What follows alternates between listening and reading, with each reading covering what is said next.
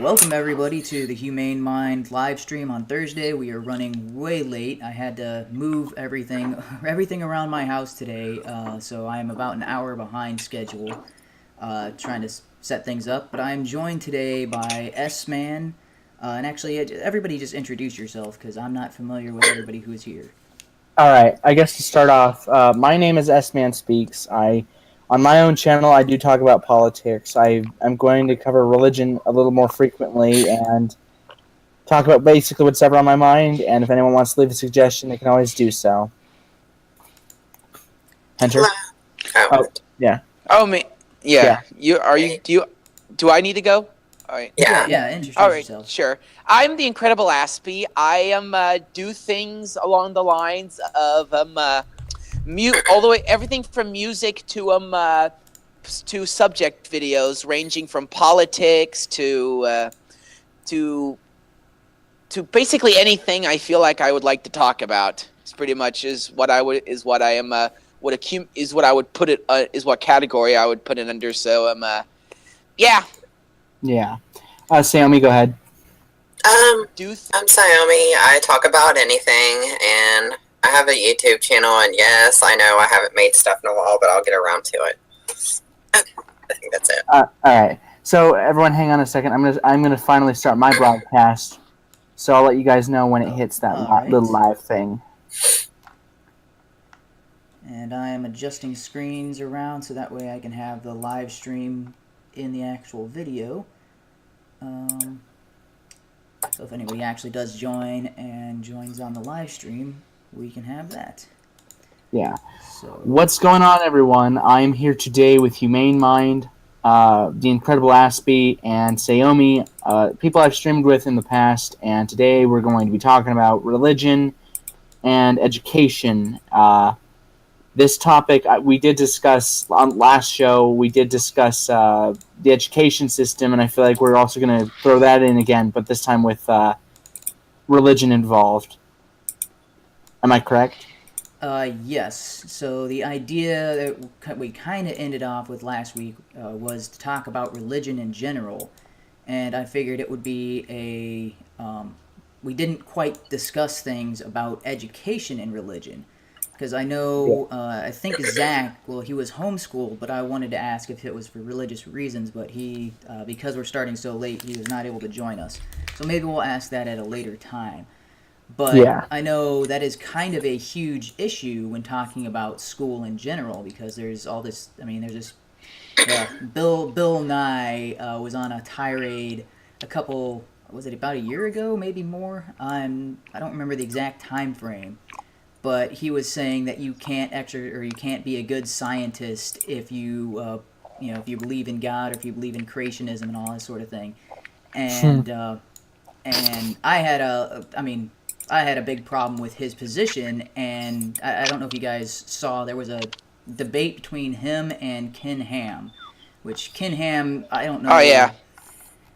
I don't know how I feel about that guy. Sometimes I'm like, oh, I agree, but other times it's like, man, that guy's a moron. So I'm a little on the fence about where I stand concerning him, and why can I not see my live stream on this? Where is it? Wait, I'm going to go to my phone and check it. Let's see what's going on. I don't see the live chat box at all.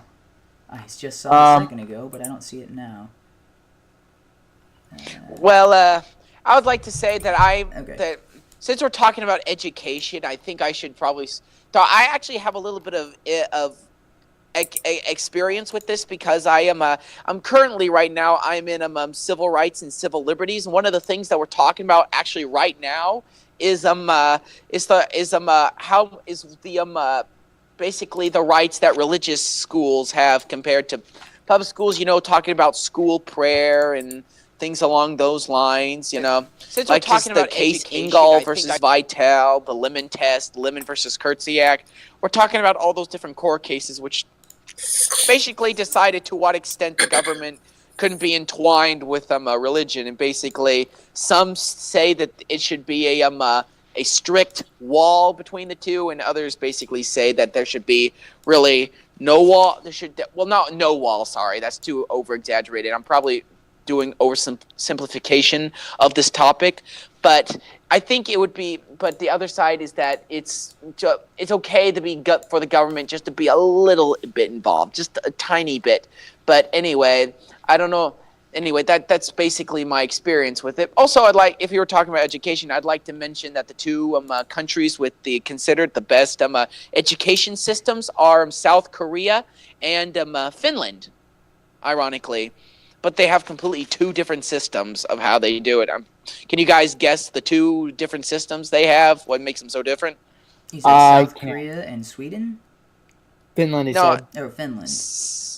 Finland. I don't know. Tell me, Aspie. Yeah, I don't know. South Korea is extraordinarily competitive, while Finland is not competitive. Like South Korea puts a lot of emphasis on testing and stuff like that, while Finland puts no emphasis on testing. Basically, it's a very non-competitive learning environment. So, yeah. Well, I would have to say, to start off on religion and its impact on education, I'm very much in favor of a separation of church and state. I don't view there's any reason to have. If you want to pray in school, the individual want to pray in school, that's fine. But I think as long as the school isn't forcing you to do it, or you're not being compelled to do it, you're doing it on your own free will, then I'm fine with it. Other than that, I think the school. I'm very much glad that we have a separation of church and state. One of the most hated atheists in America, I think, got the ball rolling towards that. Madeline Murray O'Hare, and she ended up, and her big mouth ended up actually getting her killed, as a matter of fact. So, yeah, when it comes to talking about these topics, I do believe there's a way to go about it. Oh, hang on a second. I did not send the invite to my brother there. Says he should be available to join us as well. Yeah. All right. So I guess to fill the dead air, I guess if Naomi wants to give her thoughts on it, about this topic, she can go for it. Yeah, I feel the same way. I feel that, religion and education is it's a distraction. It doesn't really have anything to do with education, and it's just gonna be there to, it's gonna be a distraction, and it's just not gonna be a very good way to progress. I think do you believe that private schools, private campuses should be barred from teaching creationism on their schoolyard? If it's a private school, then I guess not. But if we were to be talking public school, I saw Zach's video on the topic, and it actually made some sense. Where if we were to, we would be giving evolutionists the opportunity to learn about it, and so they can take the piss out of it, like Bill Nye did to Ken Ham back in 2014. So you got the opposite perspective of that, because I was like, oh, Bill Nye just completely botched everything, and he spent the entire time saying how you can't be a good scientist, and yet Ken Ham presented scientist after scientist who's like, yeah, I'm a creationist, and I built this piece for NASA. I'm a scientist, and I created the MRI machine, and it's like, you kind of lose your position in saying that you cannot be a good scientist if you believe this particular, if you have this particular point of view, when they're actually doing things that are benefiting everybody through science. It's a very odd position. I think it was a bit unfair for him to say that, in my opinion. As you're saying this, I'm like, well, that's a bit of an unfair generalization. I mean, there's a few scientists who are shit at their job and are non-believers or non-religious people in general, Humane, just out of curiosity, you said you're a non-religious theist. Am I correct? Yeah, actually, I like that definition. I think that phrase, that seems to fit my current position pretty accurately. Yeah. I guess for another... Yeah. We can get into this, because we are talking about religion in general. Oh, yeah, that too. Yeah. So, what I don't like... what I was going to say, what I don't like is when atheists say that religion held back scientists. If you go back through history, some of the first intellectuals were actually members of the Catholic Church. Now, you can disagree with the theology of the Catholic Church, and I know that you don't believe in God at all, S-Men, but at the same time, you have to acknowledge that intellectualism does have a foundation in to a point in religion. Religion doesn't, specifically Christianity, it doesn't teach you to be a mindless drone. It teaches you it also teaches you to question. I mean, you could go back to Galileo and so on and so forth, but I think that has more to do with politics than to do with ideology. Well, keep going. Okay, I'll let S-Man answer, and then I'll say my piece on that.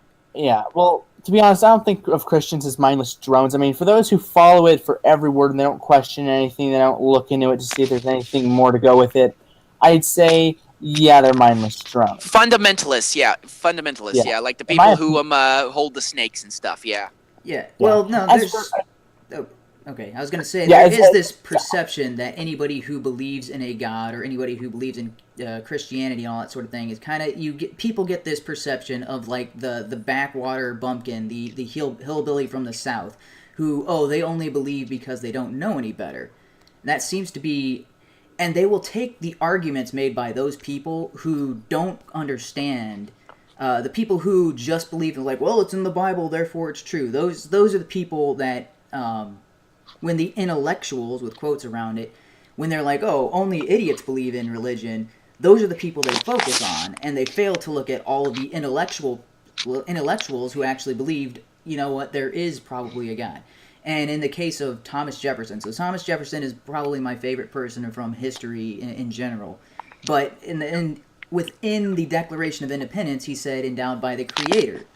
And it was something that while he was a believer in the Bible and he was a believer in some kind of God, kind of a quasi-believer. His religious beliefs were kind of questionable. Yeah, he created the Thomas Jefferson version Bible, where he took everything that could not be explained in science and cut it completely out of the Bible. Like, he has his own version of the Bible that Thomas Jefferson went through and crossed out he's like, well, that's stupid, that's impossible. And yet that version is not the version that people look at. So in my mind, he understood that God was probably that God is probably real, that God is the creator of us all, and he kept trying to make he only would accept science, but he still accepted that part. And without the existence of a God, I don't think he can the conclusion that all men are created equal and that we all have life, liberty, and the ability to pursue our own happiness, I'm not sure how you can get to that foundation just from a purely scientific standpoint. And so there was something else that was mentioned previously, and I wanted to kind of... well, actually, before you do that, I just want to address something Aspie said, that science wasn't held back by religion. Can I ask you a question, Aspie? Yeah. Yeah. Wasn't there some... Weren't some scientists burned at the stake for some of their scientific opinions? Galileo. Yeah, that was complete. Well, Galileo wasn't burned at the stake. He was put under house arrest until he died. And yes, well, actually, John. Well, when I think of people like that, I think of like John Wycliffe or John Huss, who translated the Bible into from Latin to which nobody could read, to German, which was the common language of the time. So those are what I can think of. But yes, some people were burned at the stake for heresy, but that was more of a political motivation than a religious one. Because if you think about it, like, this was late in the Catholic Church history when they pretty much, if you were Catholic, if you weren't Catholic in that time in Europe, you were ostracized. You were basically, your life was put at risk because it was all politically motivated. If you think of the Catholic Church, you had basically kings, then the church, because religion owned the Catholic Church. I would say it's the church, then the kings.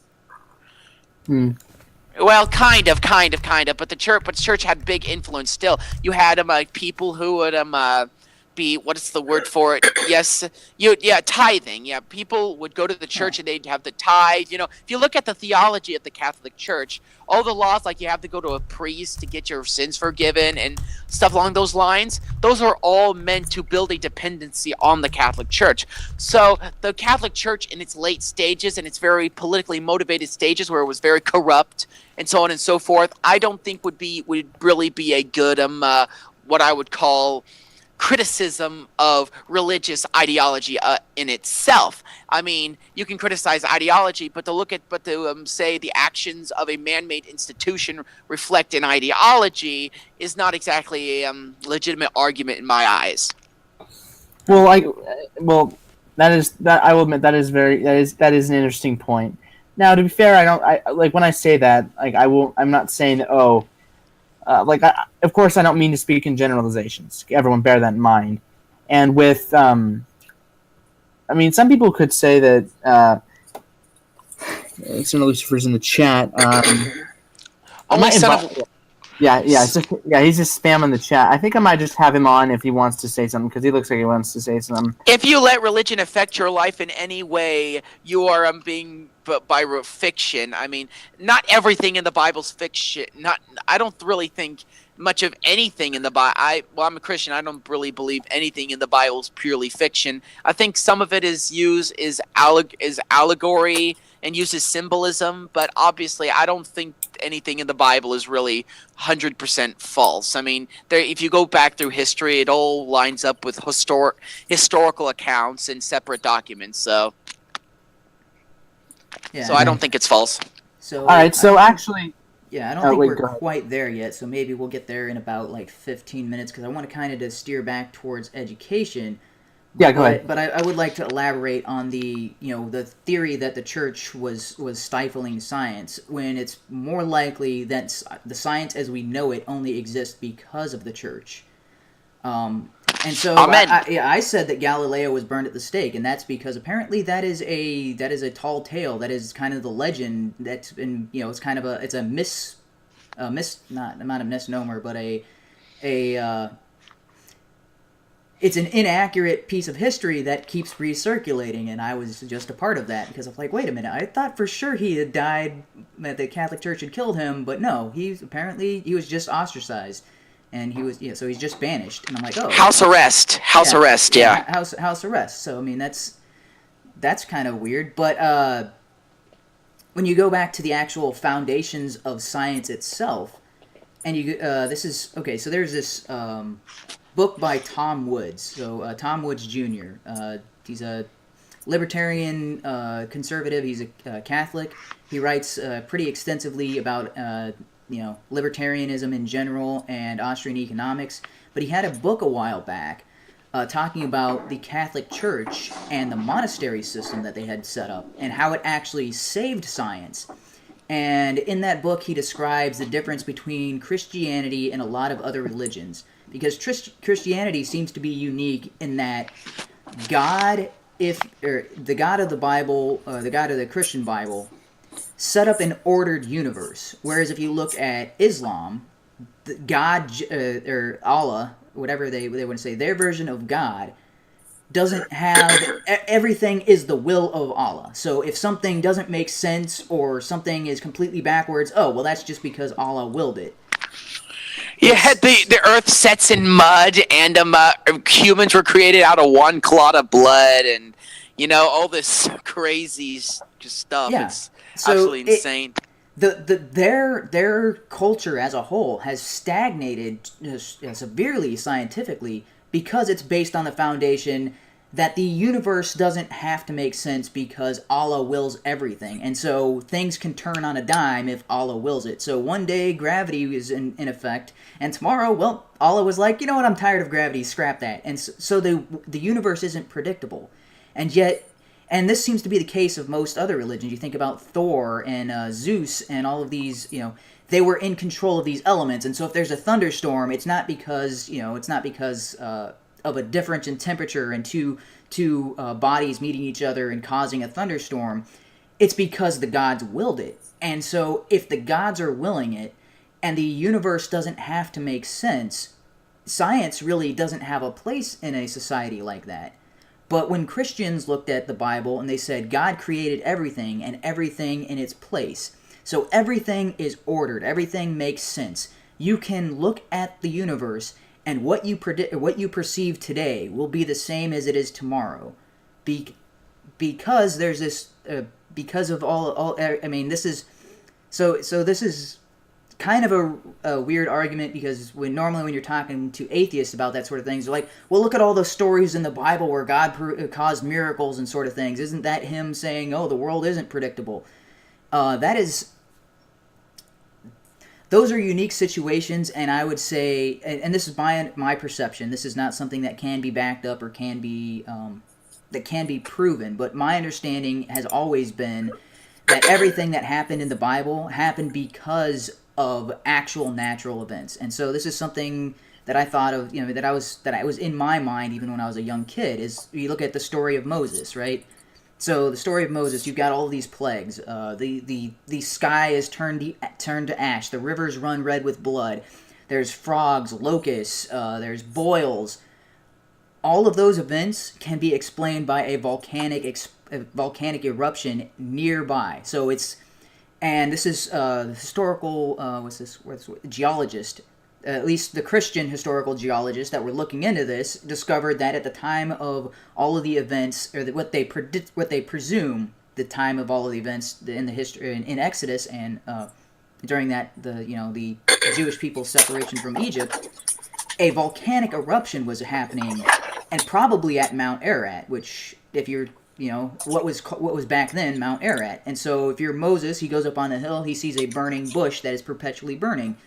Well, if there's lava in the area, and it seems to kind of all add up, at least in my mind, because if there's a volcanic eruption, usually the surrounding waters start to boil up because it's magma coming from under the crust, and it's all coming to that one area.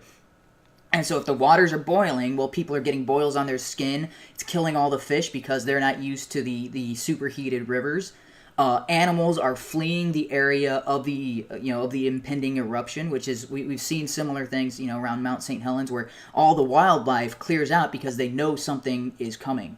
They're not sure what, but they can either sense the vibrations or they can sense things that humans can't, and so they flee the area around the eruption. And that would make sense why locusts came in, and then frogs followed them, and people are having all these weird things, and then the volcano erupts and it releases sulfur and ash into the air, and that blots out the sun, and then they've got their day of darkness. So that is how I look at everything in the Bible. Is the people at the time didn't know what was going on. So I don't think Moses knew what was going on. I think all of the Israelites at the time were like, and this is oh man, I had this quote earlier, but I did not save it, and I don't have that pulled up because of the move and all that, but there's a quote from an author, and he says, any advanced science is indistinguishable from magic. And I forget the name of the actual author and all that sort of thing. And that's my perception of God, is all the miracles performed in the Bible were just because the people didn't know the science behind what was going on. And so they're like, oh, well, that's a miracle. The same thing as if you go to see a magic show and it looks miraculous. Hey, that person just floated on air, because you don't know what they're actually doing. You don't know all the details, and it looks like magic. It looks like something out of the ordinary. But if you knew all the information, you could be like, oh, well, I know everything that happened. Okay, that makes perfect sense. Of course that was bound to happen. Of course all those events were going to happen in the order they happened. All right, so that's a huge tangent from me, but yeah. Don't do that, Aspie. That gave me my ears cancer. I'm sorry. I was going to say that I slightly disagree with HUMANE on this. Is that I sometimes think there are things that can in the Bible that can there's things that can happen within life that you just cannot explain through any sort of scientific reasoning. Like, I remember there was one story in the Bible where they tried, I forgot, I think it was Elijah or maybe one of the other prophets, but he was trying to prove to this people that it was a contest to see if whose God was real. They went to an altar, got out a bunch of wood, doused it in water, and they said, whoever can light this fire, whoever's God can light this fire, the fire will light. And first off, they all started praying over the people who weren't who were against the prophet and who were trying to prove their pagan religions, basically said they kept trying, praying, trying to get the God to light their light the fire, but it couldn't happen, but it never happened. But then the prophet said, Lord, please set this on fire. And all of a sudden, a fire came down from the heavens and set it on fire. Now, this is going to sound absolutely insane and cancerous, but I think things can happen outside. I believe that certain things can happen outside of human logic, because if God exists, he exists outside in a form of existence that is outside our laws of nature, and I believe that God can affect the laws of can affect the world this world. He can't affect this world. I mean, I can't prove it. I can't show you a graph. I can't show you a constant movement, but I can explain that certain things can happen outside the scope of human perception or logic. Please going. You know what? Okay, this is something I actually wanted to address in our last conversation on religion, and some Lucifer just joined us. He's an atheist as well. All right, so what I wanted to address Aspie on about how evidence, how he rolls his eyes whenever an atheist says there's no evidence to prove God existed or anything like that. The whole scientific thing. Well, to be fair, maybe not from the scientific standpoint, but the initial claim was that God's real or was real, and things like that, and you would need something to prove that he existed. And for those who argue, oh, it's just scientific, you can't prove something you can't prove something spiritual. To me, it sounds like an admission that, hey, yeah, you're right, we can't prove it, but it sounds like basically a cop out. Not to be disrespectful, if just so you know. No, I get you. So I get you too, but I don't say it, just to say, oh, I'm just gonna opt out of this argument. No, I say it because that's basically the best I can give you. You cannot objectively prove with our tools and our forms of measurement that there is a God. It's you can't do it. And that would be why I would say, and after this, I'll let Senator Lucifer give us 2 cents on this, because he's been silent for a while. Basically, I would simply say that that since the initial claim, the burden of proof essentially isn't being fulfilled in this instance, I would simply say that it would be still justified to reject the notion of God or gods or whatever. Son of Lucifer, what are your... he's actually an ex-Christian, and I think he said something about Satanism to me a while ago, so I don't know what his thoughts are there. Go ahead. Well, no, I'm not like... He's not a Satanist. Yeah, I'll just like kind of seeing, it's just being satanic related stuff. Right? Yeah, basically. Yeah. I was an ex-Christian, and 5 months ago, now an atheist. But I kind of, well, you can say lost faith. But I started to look into it more, and there was some stuff, in the Bible that just seemed like, what? Like, for instance, saying the Earth is only 10,000 years old, and it's pretty much saying dinosaurs didn't exist. We have evidence of dinosaurs being alive and stuff for 60 million years. Yeah. Well, the Bible does mention in the book of Job the behemoth, but so that could probably be a dinosaur. But anyway, some people say that that's a dinosaur. I'm kind of skeptical. That may just be a very large animal or something, but I don't know. Keep going. Yeah. Hey, Saomi, what? I don't know what Saomi's religious views are. After Son of Lucifer, I'll let her go ahead. I'm more of an atheist. No, she can go. I want to hear, Okay. Say.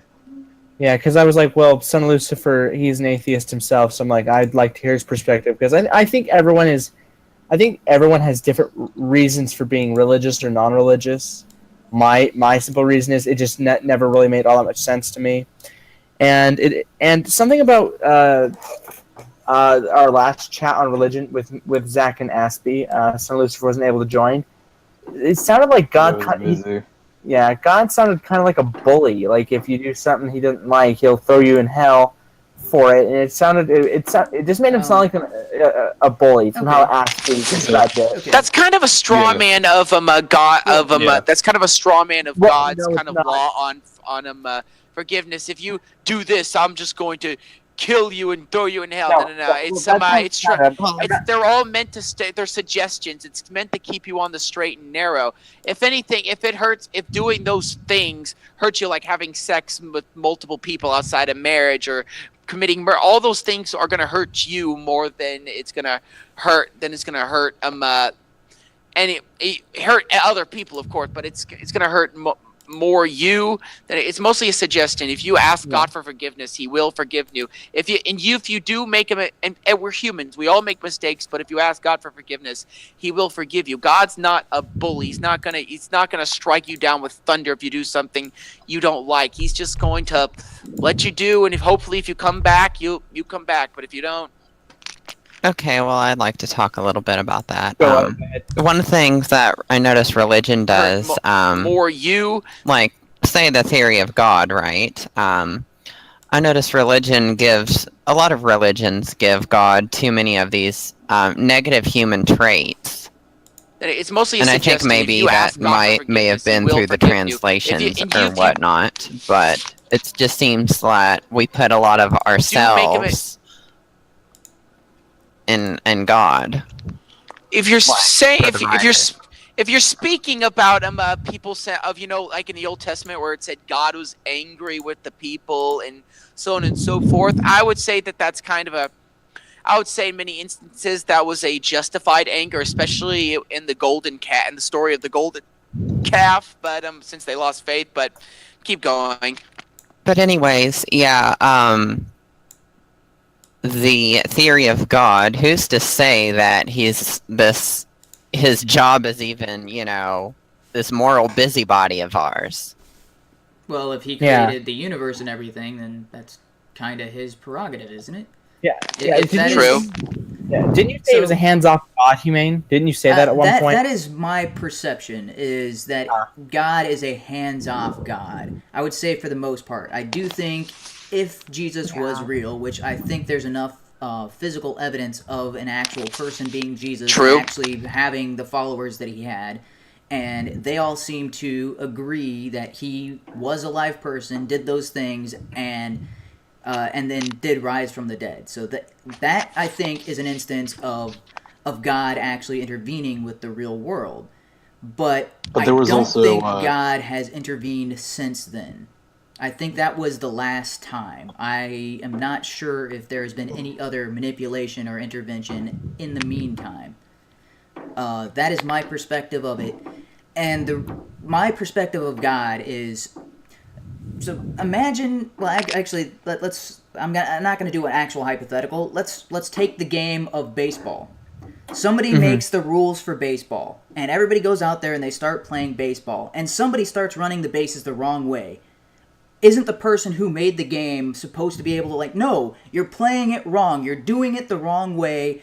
You don't get to play anymore.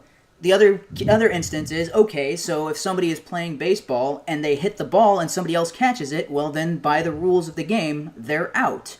So it's not like how dare the person who made this game punish me by, calling me out and then I don't get to play until, I'm in the outfield or batting again. That's unfair. And I'm like, those are the rules that everybody is following. So that's... If God set up the world by his own rules in that same kind of scenario, and everybody is playing by the rules that God made, if you hit the ball and somebody catches it and you're out in baseball, hey, if you do something that's against what God said, the rules that you're supposed to follow, and you go to hell for it, why is that God's fault? That's what I never understood. I would also like to say something about the law, about the rule of repentance. About the rule of repentance is not that, after you do it, you'll never do it again. The idea of repentance is after you do something wrong, that you humbly and really come forward to God and claim and say, I acknowledge what I did was wrong, and I will make an honest effort never to do it again. Honestly, it's pretty easy never to kill. I mean, but we're talking about. I can't stop it. I can't stop. Anyway, yeah. But anyway, the thing is that if you do something wrong, like you tell like a minor sin or something, like it could be some along those lines. But if you repent it and you actually make an effort to never do it again, because if you make an honest effort, even if you slip up, if it's an honest slip up, like you didn't say, "Oh God, I promise to try never do this again." Wink, wink. You'll never. If you make an honest effort and if you try to be a better person, that's the whole point of Christianity, is trying to perfect yourself. You may never reach perfection, but the whole point is to try and live up to a certain standard. Try and live up to a certain standard, and if you honestly try your life and walk the straight and narrow to a point, you will go to heaven. You have forgiveness, basically. And this is my another area that doesn't make sense. So the people who treat religion as if it's something, as like what Aspie is saying, is like, oh, I can just say I'm sorry and then haha, God will never know. You have to, if you are a Christian, you have to go in with the mindset that you are treating it like a relationship. And if this was your wife, exactly, or your child, or your best friend, and you did something that they didn't like and they didn't agree with, and they don't want anything to do with you right now, and you can just say, oh, I'm sorry, I won't do it again, and then you do the same thing the next day, how many times before they're like, you know what, I'm done. Like, how many times of doing something that you said you wouldn't do should it take before the other person just completely cuts you off? Like, so if that's the case, where you're repenting for your sins or whatever, and because that's something that God disagrees with, and you're like, oh, but I should still be able to get into heaven, it's like, well, that's like saying I treat my wife like crap, and I say that I love her even though I'm acting like I don't, I should still be able to get sex. And you're just like, that's a head scratcher for me. That's like, okay, God said if you do all this sort of stuff, then you get rewarded. And then you're like, oh, but why didn't God reward me? Well, because you didn't do the stuff. Like, that's like, say, I'm in a relationship. Why don't I get all the good stuff in a relationship? You didn't make an effort. What effort did you make in the relationship to get the rewards? Like, what what was your role in the relationship? And that's why in the Bible it makes several references like that. And it says some people will get to the feast, and then the bridegroom will say, I never knew you. Get out, and they cast them out. That's kind of the position, is everybody knows what they're supposed to be doing according to, because even if you don't agree with the Bible and all that sort of thing, you still know of it. And if you thought God was real and you're like, oh, well, I need to change everything I'm doing, well, where would you go? You would go to the Bible or something similar like that, or whatever you think. Hell was later added in. Yeah. And wasn't it? Okay, what are your guys' thoughts when people say, "Oh, the Bible has been rewritten by an innumerable amount of authors, numerous times. A lot of things have been mistranslated, a lot of contradictions, and by humans too. We make mistakes. Yeah, we do make mistakes. Well, and we're emotional. We're going to put our own little 2 cents in there. Well, yeah. Well, that is true. I think that is very much the case. Can I say something? Well, can I say something? The Book of Daniel. There was one story left out of the Book of Daniel for political reasons, and it was the story where the 3 elders came across a naked bathing woman who was absolutely beautiful, but they were overcome with lust. And they blamed her for and they didn't want to look dirty, so they started blaming her, and they kept that out of there for political reasons. Obviously, in that cases like that is true.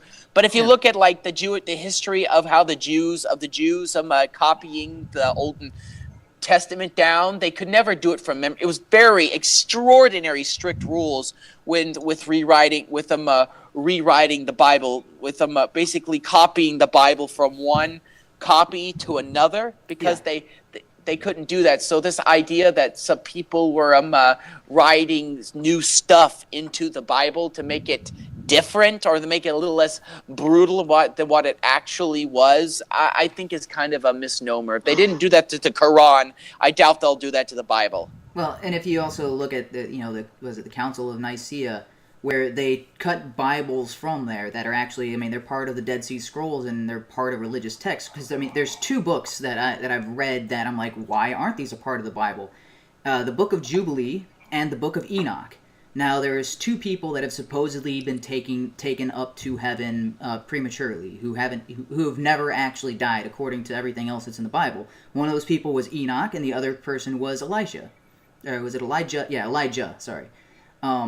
So those two people never died if you actually read the Bible the way it's written. So, I mean, it could be the case where, they were taken up into heaven. Maybe that just means they died. But normally it would say they gave up the ghost or something like, I mean, in every other instance where someone died, it describes them actually dying in it's a very reasonable way. And yet for Enoch and Elijah was taken up into heaven on a chariot, and Enoch, it says that God was like, okay, this guy's doing everything right. I can't stand it anymore. He's coming up with me. And he wrote an entire book. And you're like, with one of the two people who God said, this is my favorite, enough to take him up into heaven, you would think you would want to hear what that guy had to say about God. And in the book of Enoch, it talks about weird stuff like demons coming down to earth and having sex with women and creating Nephilim, which is the child of a human and an angel, and supposedly that's where giants came from. The Philistines and all of that sort of thing. They can trace their lineage back to Nephilims, which is the product of demons and humans. And that kind of creates this whole weird dichotomy of why in the, let's see, I believe this was Exodus when, or maybe it was Judges, I'm not quite sure. It's in the Old Testament. Yeah, Old Testament stuff. And so in the Old Testament, when the Israelites are going and when God is commanding them to take over the Promised Land, he said, go in there and kill everything. It makes a lot more sense if the people of those tribes were the products of the children of humans and demons. I mean, well, demons is a stupid phrase because, they were just fallen angels. They should be, when you say demons, people think the pitchforks and horns and all that sort of thing. That's not nowhere in the Bible anywhere whatsoever. A demon is just an angel who doesn't have their wings. They were, smited down from heaven. They should have all of the same, appearances, and they know everything that an angel would know. They just don't have the glory anymore. They don't have God's blessing anymore because they were struck down. And so, there's all these depictions like, the devil is this, he's down in hell and he controls hell. And it's like, no, what are you guys talking about? That is his prison. Like, you don't own the devil is a prisoner of hell.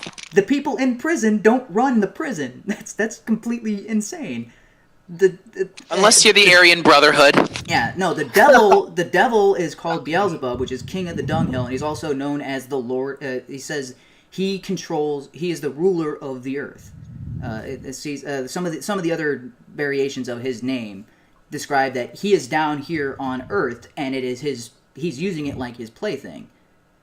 That is, and when and in the Bible it talks about, once the seal is broken, then the gates of hell will be open and he'll be cast into the pit. So okay, what version of the Bible is this? This is King James. This is King James. So most of the stuff I know is King James, and I know, like I said, the Council of Nicaea, they cut stuff out of the actual Bible and that sort of thing. So there is that. In the original Bible, there is no mention of hell. Yeah. Okay, what do you mean by the original Bible? You mean the Torah, right? The Jewish version? I mean, anything excluding the New Testament and the two different King James versions. I put a link in the side chat. Okay. I'll screen share it. Don't worry, guys. I got this. All right. So the Old Testament actually, I'm trying to think of an example where it actually mentions a hell, but no, that's all New Testament stuff. That's the book of Revelations. Yeah. I got a question for you, HUMANE. I would like to hear how you respond to this. I can't remember how he responded to it because it's been almost a week, and my memory's shit because of reasons. Anyway, what do you think of the verse on chapter 20, verse 13 in Leviticus? If a man lies with a male as he lies with a woman, both of them have committed an abomination. They shall surely be put to death. Their blood shall be upon them. Yeah. Well, obviously, Okay. if you read the Leviticus 18, the first couple verses of Leviticus 18, actually homosexuality is just one of the multiple versions of sexual deviance that don't have sex with your mother, father, brother, kid, sister, all of this stuff, and Yeah. basically it was basically the reason why they were against sexual deviance to that point was because of because they had witnessed that. It actually says don't do as the Egyptians or the Canaanites did. Which tells me that something about sexual deviance. That sexual deviance is a sign of a socially degrading society, and that the reason why homosexuality was No, I'll tell you what so they did that in there for. What were the Greeks and the Romans and all of them? What religion did they practice most? They usually did pagan rituals, right? the Greek the Yeah. Greek Yeah, pagan. well the Greeks they say So the wasn't there Greeks sexual deviancy with that? Yes. well Yeah. at this Yeah. But at the time of Yeah, the writing That's of why they Exodus, put homosexual, because it had to. It was more so part of the at the time of the writing of Exodus, that would have preceded the Romans and Greeks by several probably centuries. yeah, Uh, true. But Yeah, that's true. Yeah. So you're talking about Exodus. This is when the Nebuchadnezzar. Well, not Nebuchadnezzar. Was Leviticus. He's talking about Leviticus. It's right yeah. after Exodus. Okay. Yeah. And Okay, so I would yeah, also that would have been when the Egyptian Empire was basically the only real empire on the earth. There was some Chinese empires and some Japanese empires, but those wouldn't have the Jewish people wouldn't have known about that at all. The Greeks would have been mostly tribal at that point in time. Yeah. So. Okay. So But so Yeah. so I guess my perspective on this is I've read that passage pretty recently, and there's also a passage in Hebrews, and it makes me wonder. Well, if you look at actually everything in Leviticus and Deuteronomy and all of these rules that the Jewish people were kind of ordered to follow. If you look at it, most of it is about hygiene. There's a whole lot of stuff about how you prepare meat, how you prepare meals, and if you look at all the things that it says not to do, and those are things that for the most part, with the exception of eating pig or eating pork products. You want to know why they didn't? A lot of those things trim? we don't do today because they're unhealthy. You want to know why they didn't? They say don't eat shellfish. Yeah, because shellfish have no excretion system. No, because a lot of people were allergic to them. Oh, okay. But they didn't. Yeah, know that there is at an the time. an allergic reaction at the time too. Yeah, that. Yeah. I say, well, I think that is part the excretion system Source? makes more sense. Huh? Source for what? For the allergy. Yeah. A lot of people are allergic, but they I know a wouldn't lot of know that people. at the time. Well, I know a lot of people are allergic, but I don't know what the rate of shellfish allergies are among Jewish people specifically, but I don't know. They did forbid eating pork due to the parasites that would basically clog up your intestinal tract. Well, so that's the other thing is pigs don't. They have a very inefficient excretion system. Everything that they eat, it gets absorbed into their fat. So at the time, there wasn't. Yeah, they don't. Everything is stored in their hooves, and then their fat cells. So that's why wild boars, they can get bitten by snakes and it doesn't really affect them because it doesn't get their excretion system doesn't get rid of the poison. It just stores it in fat and then it's no longer in their circulation. But so this is why wild pigs are great for truffle hunting because they not only can their snout sniff out truffles, but they will also get bit by snakes, kind of shrug it off and then stamp on the snake until it's dead. wait, every time I was eating baby back ribs, I was actually eating pig shit. No. Oh, gosh. They crap, but they don't have their sweat and all that sort of like humans. So not only do we pee and we poop, sweat, but we also sweat things out through our pores. Pigs don't do that. It all goes into their feet. So actually, the feet is the worst part of the pigs. But with modern agriculture, the pigs don't get exposed to a whole lot of toxins. But back then, when they're talking about back in the Jewish days, like, how do you explain, well, if you keep the pigs from getting involved, eating these certain plants, and if you keep them from getting bit by snakes, then they're fine to eat. It's just like, you know what, just don't even bother with it. Don't even bother with it. Pigs is too much work to get, But like cows don't have that same kind of hindrance in their excretion systems. They don't have that buildup of toxins in their fat and muscles.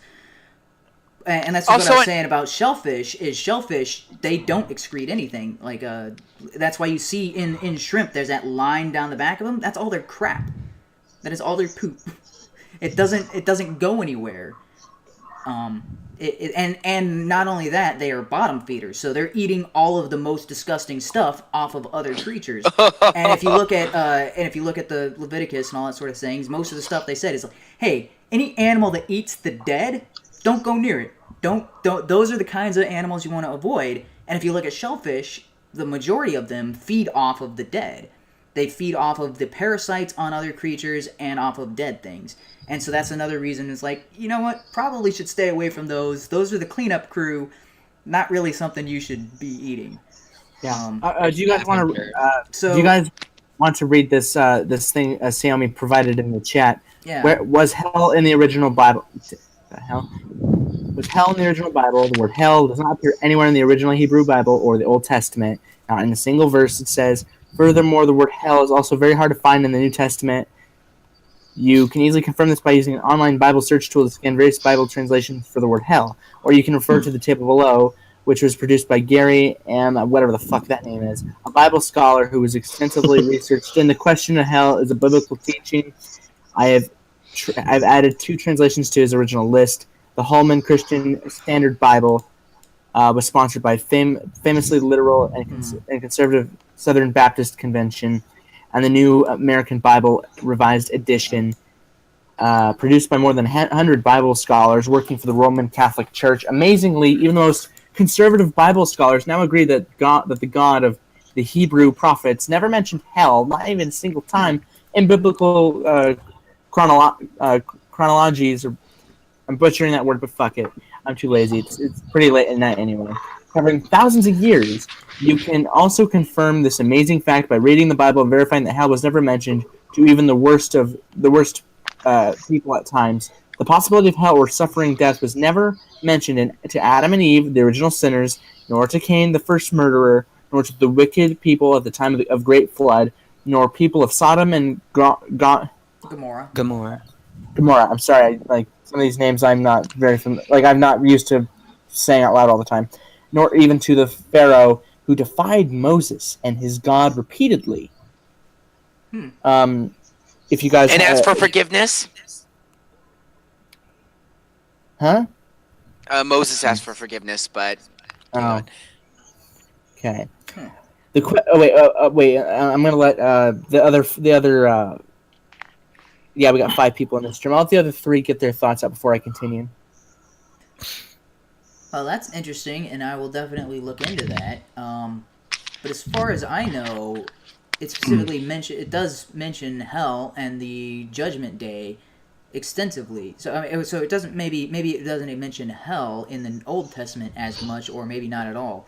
But I do remember it talks about Judgment Day and how everybody's going to come before it. Like, maybe that is the New Testament, and I'm thinking it's Old Testament. The New Testament. So maybe it's only the New Testament that it talks about Judgment Day, and everybody will be judged by their life on earth, and and the Lamb's Book of Life and all of that sort of thing. Maybe that is all New Testament. Well, here is my and the 2 kingdoms. Here is my kind of idea on it. If you think of why, actually, there was a different conception of the afterlife in in the Old Testament, where basically it was a form of limbo, where I think it was like 2 sides. Like, one side of limbo was quite miserable, and the other side was kind of a paradise. But I think the reason why there's a hell in the New Testament is because everything has, because every one-sided thing has there's a kind of law that every force has just as much force pushing as just as much as an anti-force pushing against it. And basically what I'm trying to say here is that the wages for forgiveness got a lot lighter. You didn't have to sacrifice animals. It was a lot easier to get forgiven by God, but at the same time, this created a lot stricter of a punishment if you didn't accept the full grace of God. Didn't accept the full grace of God. That I know I probably have to revise my thinking on this a few times, but that's basically my snap reaction. Okay. Keep going. I just want to say in the chat, Ryby Jenkins said we all eat the dead, and yeah, that is the case. But in that particular reference, it's talking about like vultures and things that eat the carcasses, like the thing they eat things that are rotting, which scavengers. Scavengers and things along those lines. So it's not the we all eat things that are dead. It's that those are the particular organisms that eat things that have already died for some time, that have already started to decompose and all that sort of thing, which creates a whole host of health problems. That's why you're like roadkill. Like, I don't know, there's some people who go out and eat roadkill because they're out of their freaking mind and like, oh yeah, it's still pretty good. Like, no, once there's actually a book on how to cook roadkill. There's actually a recipe book on it. And it is extremely dangerous. It is a very good way to get intestinal parasites and all kinds of other things that are very difficult to treat. I gotta tell you one thing. A friend of mine tried it. He went out, found some roadkill, followed the recipe, said it was delicious, but he still doesn't know what to do with his bike. That's one thing that's bothering him. You didn't get that? None of you got that? Really? I don't know what to do with this. No, I got it. I got it. Still doesn't know what to do. It's a person. It's a human being that was killed by a car. Oh, gotcha. I don't know why I didn't catch that earlier. Yeah. You guys are tired, aren't you? Well, a little bit, yeah. Yeah, a little bit. We're at where I'm at right now. So I might go in about 10-12 minutes. So I'll wrap up this part of the debate. Well, it's not a debate so much as a discussion. These are just we're having. Yeah. So. Yeah. It felt like that a little bit during this. So there was something I want to go back to, and we were talking about science and the Bible, and this is, and I got sidetracked on a tangent, but I wanted to say that science actually, or the church actually saved science. If you think about it, when you're talking about the monastery during the Middle Ages happened because I think it was the Byzantine Empire at the time, had come through and had just ransacked everything. This is the same time where the Library of Alexandria was burned. So I mean,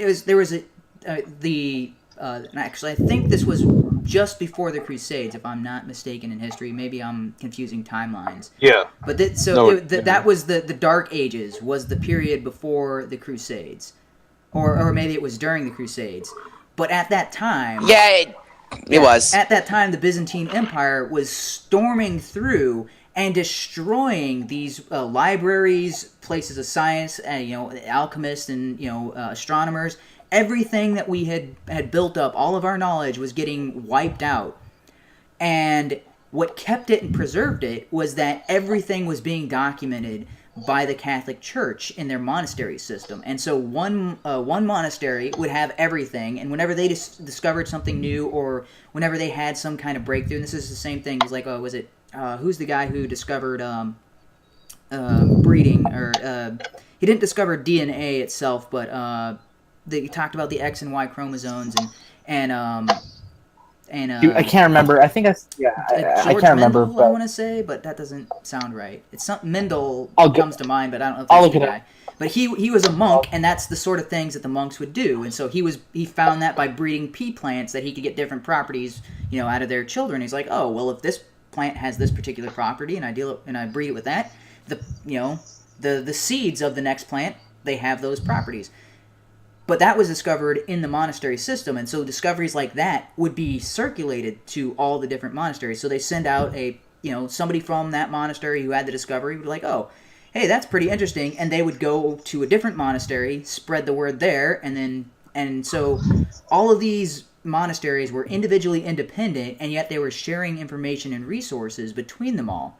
And so if one monastery got shut down or destroyed, well, there was still all the other ones that would preserve that information. And it's actually very, very odd that we are just now getting back into a similar type of system using computers, because that's entirely what cloud-based computing and BitTorrenting are.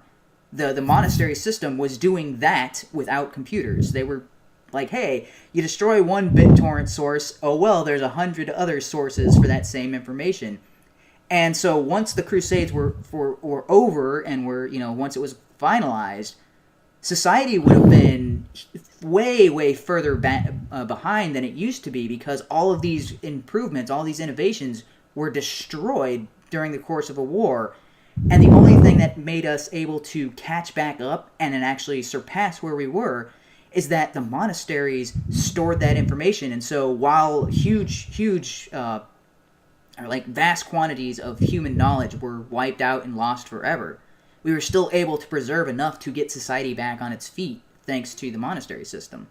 And so people who say that, the church... What time period was this? This would have been during the Crusades and prior to the Crusades. This is the... Yeah, way earlier than the Crusades. Way earlier than the Crusades? You're talking about the Middle Ages? Yeah, actually, guys, I'm going to head out. I'm getting tired, Okay. But I did enjoy this conversation. Yeah, so maybe I am confusing my timelines. Yeah. All right. Have a good night, everyone. Good night, Aspie. It's a shame I didn't get to continue the conversation. But yeah, have a good night, Saomi, Hunter. All right. Yep. I'll see you tomorrow. Bye. All right. Have a good night. JD likes straps. As always. Yeah. Is everybody leaving? Because it is your hangout, right? Yeah. All right. Wow. So we'll try to get finish this conversation next week, and hopefully we'll do it at a decent time, and I won't be moving around and stuff. Yeah. I guess we'll call this a part 1. Yeah, I will rename it to part 2. Yeah. So we'll probably keep this going for several weeks, because this is a very deep topic, and there's so many different areas and viewpoints. Yep. Thanks for coming out, and I will go ahead and end my stream too. All right. I want to ask you, in particular. Well, he's gonna end the hangout, so maybe I'll invite me to a hangout after. So thanks for coming and joining my stream. Hopefully you learned something. I know our information was probably way off base, and we were probably citing a bunch of things that weren't true, but hey, tell us in the comments if we got something wrong. All right, bye.